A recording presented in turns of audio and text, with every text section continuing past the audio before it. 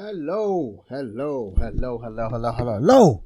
Wherever you have to be located on this magnificent planet we humans call Earth.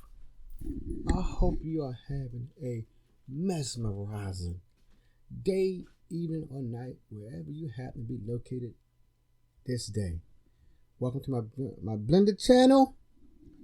But if you're curious about Blender and using some other form of software, I welcome you to stay. Our topic for the day involves the shader. And I'm going to be talking about the shader that scared so many of us when we knew the shaders. And everyone was new to shader. But I'm going to be talking about the Principled BSDF shader. Now, if you was in the prior version of Blender, such as 2.6, the early stages of 2.7, the shader, the Principled BSDF was not around then. I definitely know it came after, or maybe even occurred with Blender 2.76. But since I was new to Blender 2.76, I had no idea what a shader was. I was just mesmerized by using the mesh. But my topic today is the Principled BSDF. And the thing about the Principled BSDF, it's so intimidating. I'm going to say it again. You all know when you're new to shaders and you see that massive node with all those input sockets, only one output socket, the Principled BSDF is intimidating. And then on top of that, it have all those words that don't have no meaning. When you need the words have no meaning. We know what base color is. Let me go with this. We knew that from the start. Base color. I just want to change the color. Like my thing now. It changed to blue. Oh, let me click on my right thing. I said blue. It should be red. Oh, I know why. I click on blue, it turned blue. I click on green, etc. I'm gonna put it back on yellow. So we all understand that base color. But what does the word subsurface mean? What does the word, we know what metallic means, but what does specular mean? Specular tent, roughness, anthroscopic, and the list goes on and on and on. When you first getting into this note, it's so intimidating. It got so many switches on there. But I'm going to do the best I can, dear listener, to explain to the best of my ability. And the reason I made this video, because you see, I'm just going to base all my input on my humanoid figure. There are a scant number of videos that talk about the Principled BSDF, but they keep using different objects. They don't stay with one object. I'm going to try to stay with my one figure here. That's when you want to have effect. When you want to one figure or parts of your one figure. Like I'm going to do it for this elbow thing up here. Or the up there, this tricep attachment. Alright, so let me see. The first one is called Subsurface. Now if you go back to elementary school, you remember the word sub means below. You know what surface means, the top. So sub means below the surface. So let's see when I increase it, what happens when I increase this. Because right now I have it on 0. It's changing. And now we see it's red. Now, the reason it looks red, because this is based on human subsurface. If you don't know, if I have an intense light, and I hold my hand up to the intense light. Because you know my hand not that thick. It may not work on your head. Your head is sort of thick. But if I have an intense light at my hand, the light that's emanating will try to make my hand red. Everything inside my hand will look reddish. If I shine an intense light on a leaf, the leaf is greenish. That's the subsurface. So, and I want to show you something else. Even if I hide my humanoid figure, the subsurface is independent of your object. It's independent. And I'm going to show you why. I'll put it all back. So all my lights on. And I have to turn off my lights. Hold on. Turn up chance. Yeah. I just want a couple of my lights on. I just want my subsurface light on. I'm going to click back on my arm figure. Let's click on subsurface radius. You see right there? When it say 1, that represents red. 2/10 represent green. And the last 1/10 represents blue. So now I'll put my red on 0. I'm going to make my blue, and you see it's giving a more greenish color now. I'm going to make my green, I'm going to make that 1 so it can be more intense. And you see right now my subsurface fits for a plant life. Now, I'm going to do some more on some subsurface. I'm going to put my green at 0. I'm going to put my blue to 1.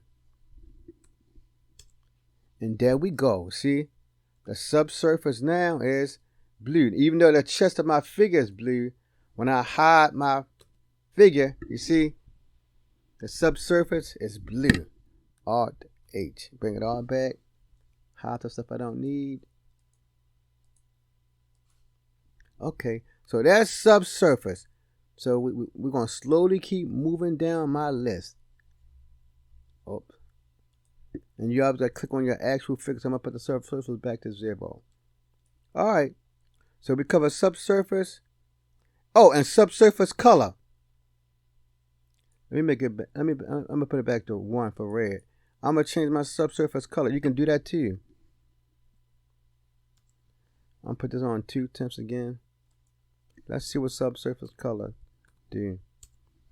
I'm going to increase my subsurface to about 50% right there.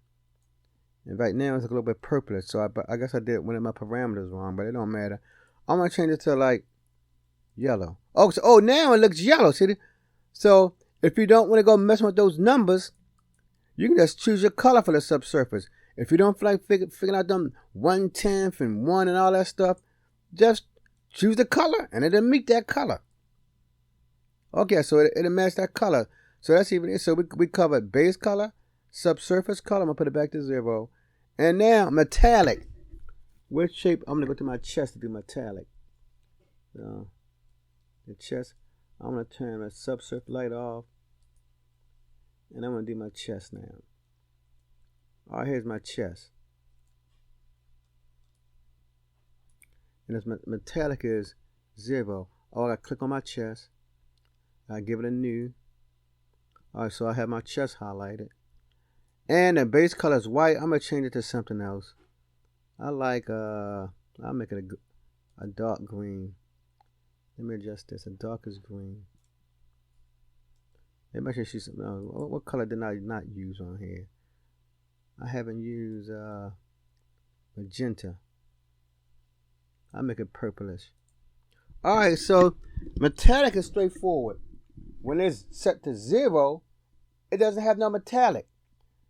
But when you increase it, I'll bring this down some. I'm going to zoom in some more because that's my main focus, that little chest part. So when I increase the metallic, let's see what happens. You see that? You can see it's starting to look more metal-like. But I know this too. With most of these switches, they work hand in hand with another switch. So if you're doing metallic, you should also deal with roughness. If you bring your roughness down, it makes it look more, you see more metallic. And you can tell it's more metallic because the metallic surface, it has high reflectivity. You can see that it has high reflectivity. So metallic is pretty much straightforward.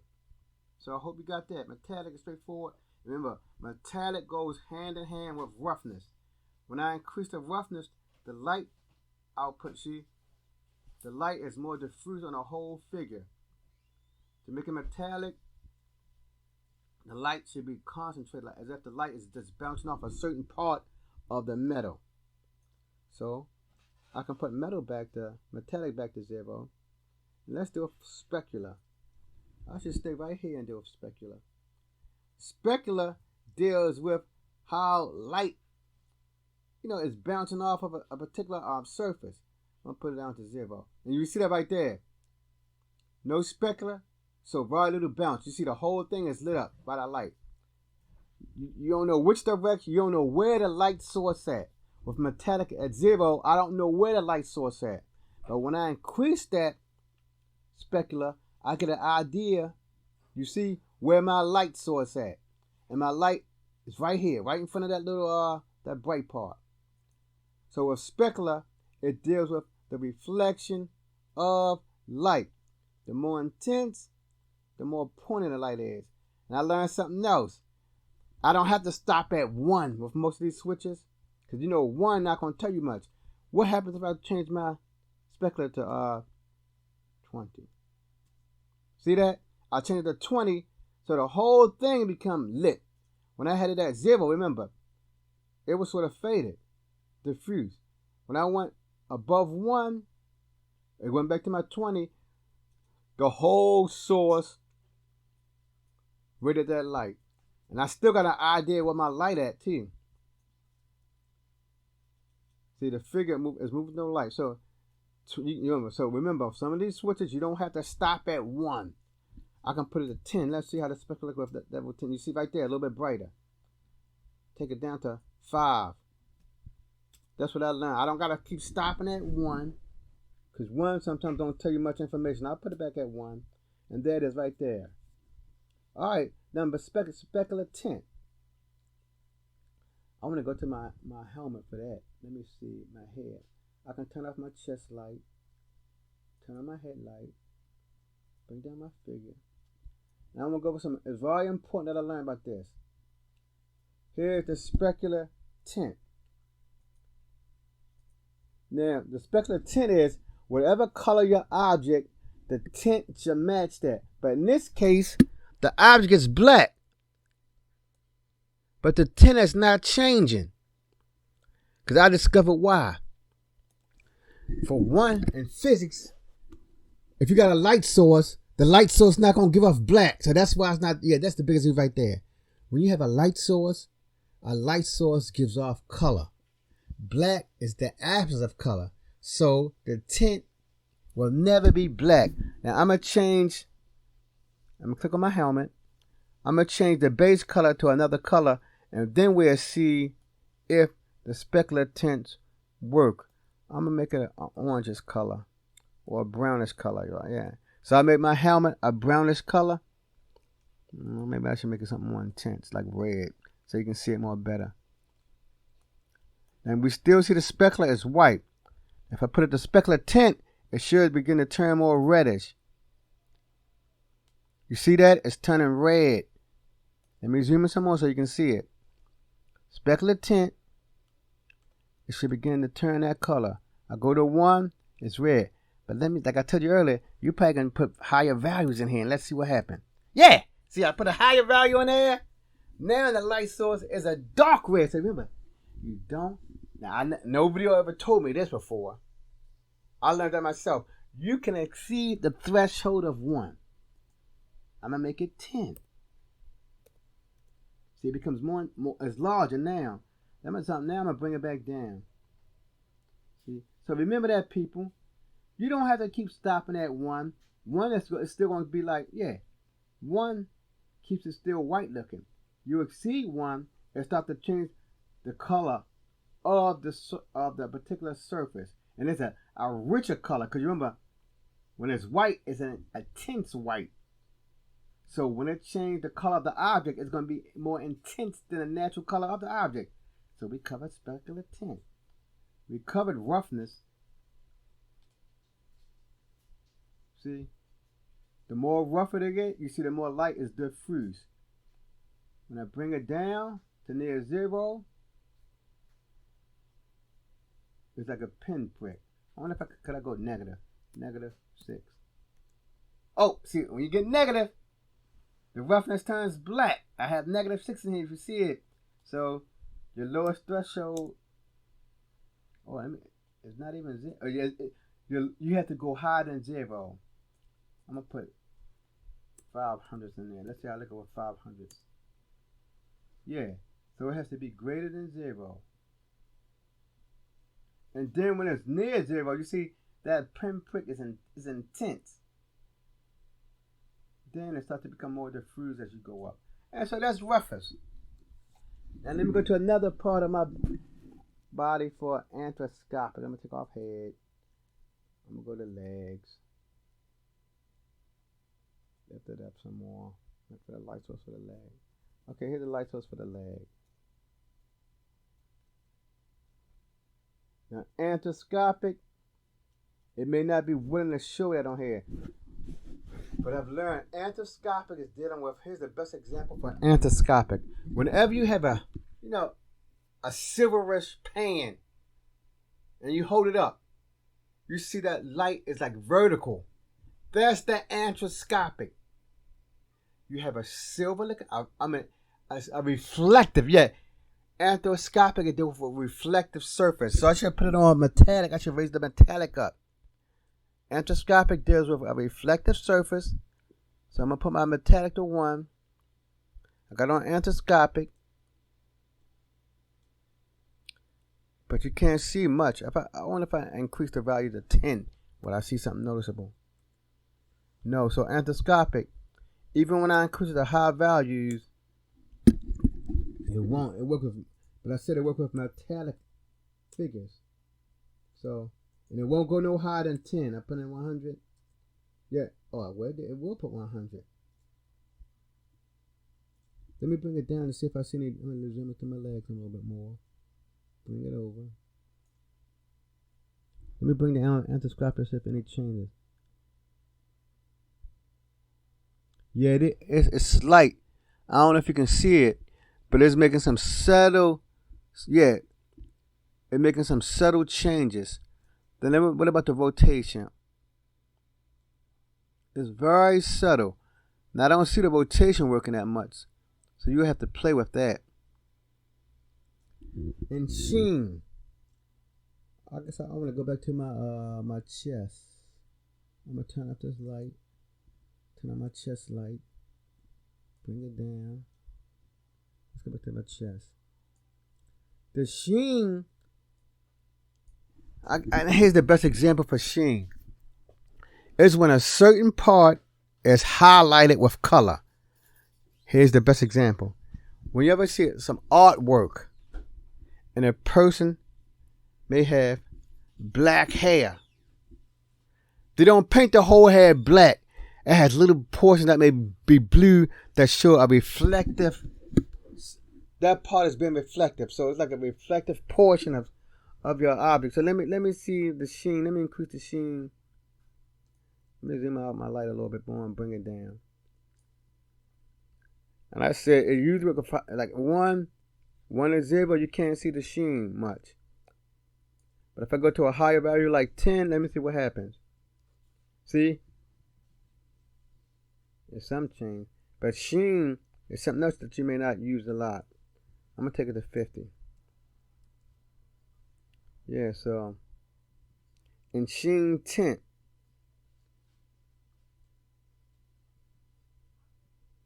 So I may have to work on this some more. Because I was watching some YouTube videos about sheen. Oh, it is working. But it's so subtle though. So when you work with the sheen, since I have it at 50, when I decrease it, I see subtle changes to it. It's becoming like slightly become more and more diffuse. As you can see that right now. If I go to 0, that's the arthroscopic, so that's not the sheen. Oh yeah, this is sheen. See, as I increase the sheen more, yeah, the light becomes more diffuse.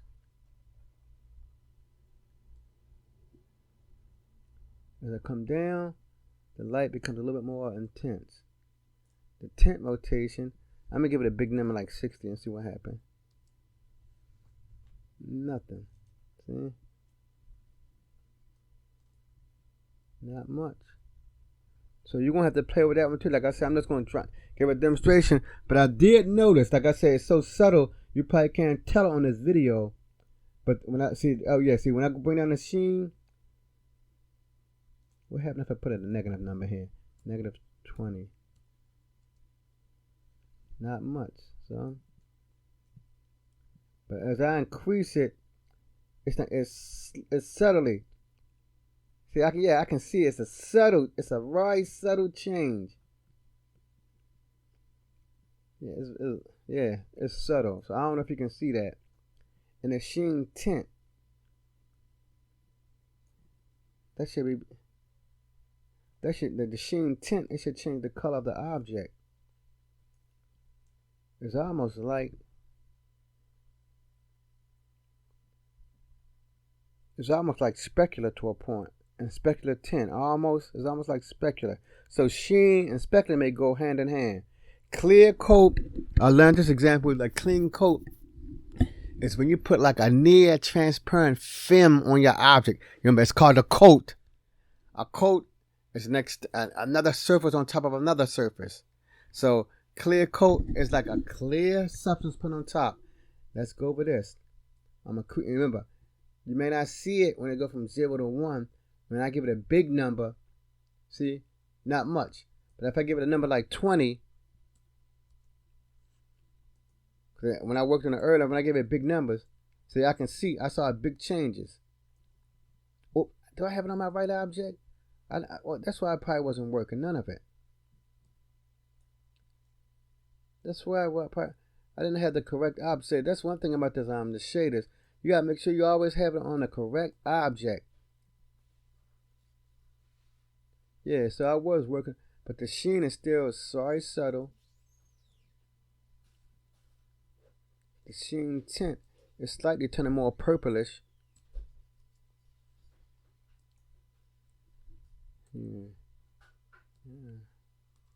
Oh yes, that's the sheen tint.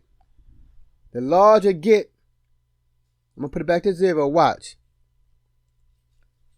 It's a lighter purple. When you make it big, I'm gonna make it 500. You see that? So that's the sheen tint. Now, if you go from 0 to 1, it's gonna be very subtle. You gotta give it some big numbers.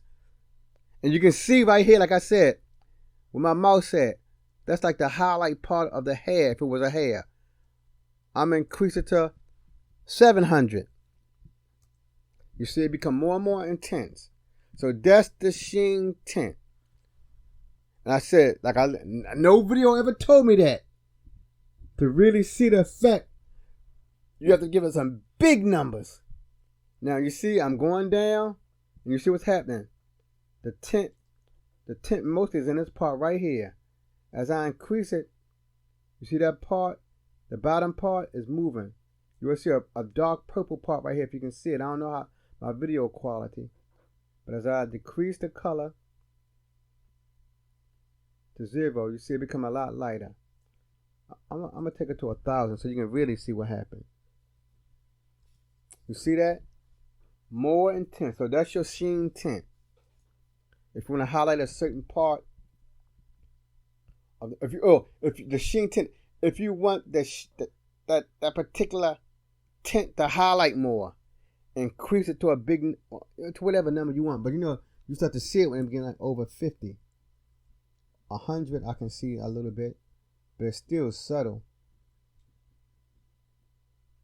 Alright, I'm going to stay with my, I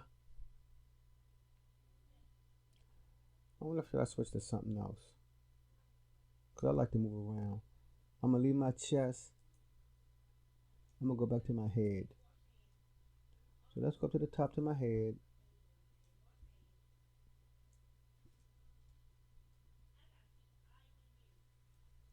Yeah, I don't know if I should use the head because I was messing around with it.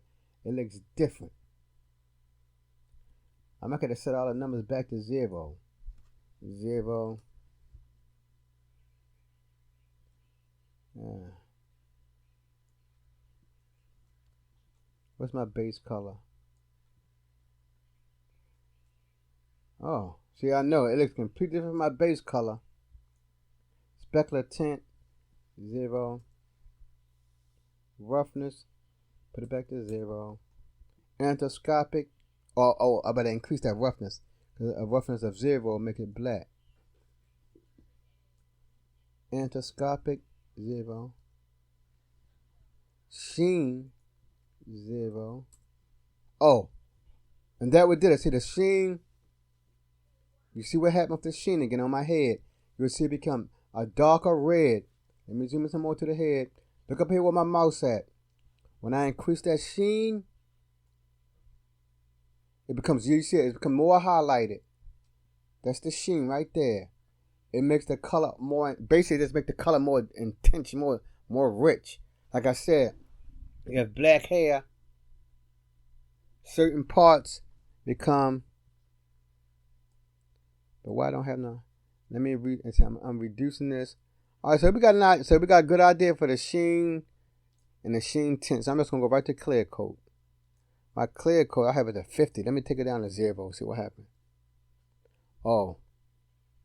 So the clear coat added to the reflection. Because remember, I had my roughness low.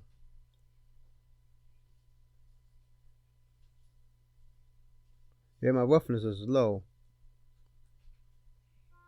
Or my metallic is a low number. My metallic is low. Like I said, so I'm going to add a little bit more. I'm going to put it at 50. Right there. Now let's see what clear coat does. I'm going to increase it. You don't see much. And nothing happen when I go to 1. 0 to 1, no change. Make it a big number, like 40. Or it turns a little bit white. I'm taking it to 200. You see that? The clear coat is truly giving it a clear color. It looks sort of bluish though, don't it?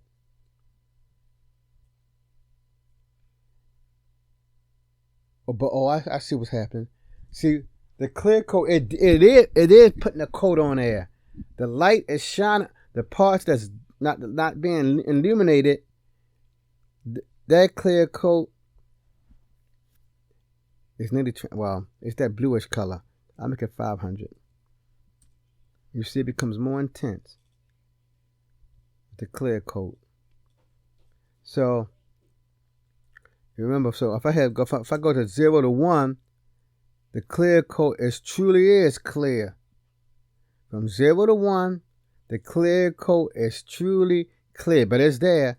When you get over numbers like 10, even 10 is still clear. When I get to 50, yeah. When you get the big numbers, the clear coats become like sort of visible. And what's this clear coat roughness? I'm going to put it back on 200 again. I'll put my clear coat on 200 so I can see it. What's this roughness? Okay, what's this roughness? Let me zoom in. Oh, so the roughness, I guess it just add more light effects to it. That's the clear coat roughness. Oh, wow. It's letting the more, it's affecting the light source. I'm not going to go with index of refraction because I really deal with glass. I don't have no glass material on here. And usually when I see other videos talking about index of refraction, you can go to certain websites and you can put their particular index of refraction numbers in there. Now I'm going to go to, we're near the end. Yeah. What's this transmission? I'm gonna reduce my clear coat. Reduce my sheen. And this transmission. Okay. That's what the transmission doing. Let me go to another object and see what the transmission doing. I'm gonna go back to my chest. Go back to my chest. Let me zoom out. Spin around. There's my chest, which is purple. Click on it so I can know I can affect its node. Transmission. Okay, see. Okay, it's making the object darker. The transmission is reducing the source is reducing the light intensity. And what this transmission roughness does. So you may have to take it up to a big value. I'm going to put 50 in here and see what happens. Nothing much. 200. Okay, it's not much. And last but not least, emissions. Now I'm going to tell you how emissions work. When it's at 0 in the computer, which means black, that's why it's black. It's not emitting nothing. Remember, when and space is black, nothing is being emitted. So that's why if you want 0 emissions, that's why you always make it black. So let's increase the intensity of it. You see, it's starting to emit. And then I can prove that it's really emitting, that it's an emission, by turning off my light source. And you see, it's emitting. And you can change your emission color. You see, it's green. And your emission strength. Right now, I can go high as I want. I put it at 60. I forgot. The higher it gets closer to white. The more intense, you see right there, the more intense the emission, so you better stay below, I guess, let me try 10. You should stay below 10. If you want to keep your color, I suggest stay below 10. And alpha doesn't have nothing to do with this, because that has to do with the alpha channel, which make it, parts of it invisible or clear when you print it. So thank you for stopping by, people, and our discovery of the Principled BSDF. I'm learning about it like you. I've only been dealing with these shaders for 2 months now, but my knowledge of them is growing. I hope you liked the video. Like I like to keep saying over and over, if you delve into the Blender world, don't give up. Don't put your head down. Keep moving forward. If you're a beginner, remember this. Everyone was a beginner, regardless of the 3D package, whether it was Maya, 3ds Max, Cinema 4D, Houdini, on and on and on. Everyone was a beginner. When you're a beginner, remember, like an infant, you will stumble and you will fall. But as the days move on, your legs will become stronger and you will be able to stand and walk and eventually run. Keep pushing forward, my good people. Until the next time, peace.